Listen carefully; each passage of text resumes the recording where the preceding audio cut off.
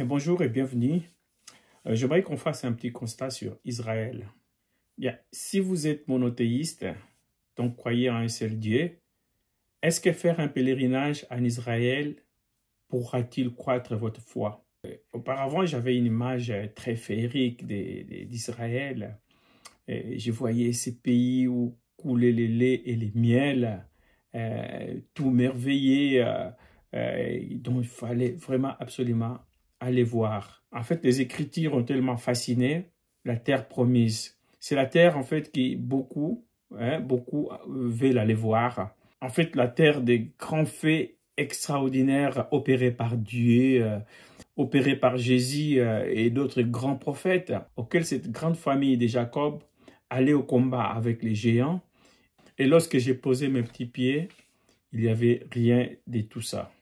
Alors cela m'a fait l'effet que lorsqu'à l'âge de 10 ans, on découvre que le Père Noël n'existait tout simplement pas. Donc j'ai sillonné ces territoires donc, de Jérusalem, Bethléem, Galilée et d'autres grandes villes, hein, et j'ai vu les régés. De la misère que les médias nous confirment nuit et jour. Alors les gens armés et prêts à tuer le long du pays. Alors finalement, j'en sors avec une autre perception des terres saintes en fait. Donc finalement, je crois profondément à une phrase que Jésus a prononcée dans Jean 20, 24 à 29. Heureux ceux qui croient sans avoir vu. Donc en cherchant absolument des preuves, sans avoir cru auparavant, on se fait quelquefois blâmer, tel qu'il l'a fait à Thomas.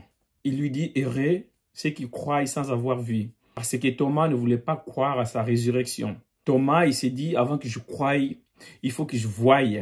D'ailleurs, il faut que je touche ce que vous me dites.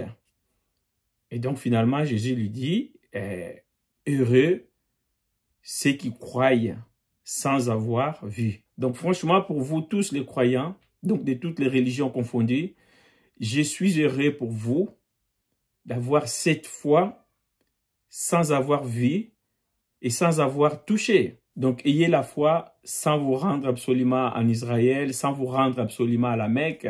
Donc, ayez la foi sans avoir eu une conversation avec Dalai Lama ou avec quelconque guide spirituel. Donc, je connais pas mal de chrétiens, leur rêve est de se rendre en Israël. Et je connais pas mal de musulmans, leur rêve est de se rendre à la Mecque. Donc, gardez votre foi sans forcément vous avoir à vous déplacer à ces endroits. Dieu se trouve partout, étant donné que sa puissance et sa connaissance s'étendent dans tous les recoins de sa création. Moi, j'ai toujours voulu aller en Israël.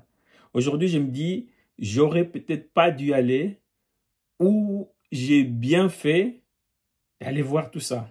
Ou quelqu'un viendra peut-être commenter et me dire que l'Israël n'a jamais été un pays de paix. Je sais et je ne contredis pas les Écritures d'ailleurs. En tout cas, en ce moment, ce n'est pas un pays où coulent les laits et les miels. Ce n'est pas un pays où règne le grand amour et des miracles à répétition. C'est un pays en guerre tel qu'il a été toujours d'ailleurs. Si on aime bien faire du tourisme de guerre, ou peut-être aller découvrir approximativement où se déroulait telle et telle histoire, c'est très bien. Mais allez vous faire trimballer dans un autocar et chanter le long de ces pays, vous faire payer à gauche et à droite, alors c'est de la pure escroquerie. Donc comme je vous ai dit, Dieu se trouve partout, étant donné que sa puissance et sa connaissance s'étendent dans tous les recoins de sa création. Alors faites attention à vous, égard à ceux qui viendront vous vendre des voyages du genre aller renforcer votre foi dans tel ou tel endroit. Donc prenez soin de vous et retenez que Dieu se trouve partout. Merci beaucoup de m'avoir suivi et à tout bientôt sur Constat Flagrant.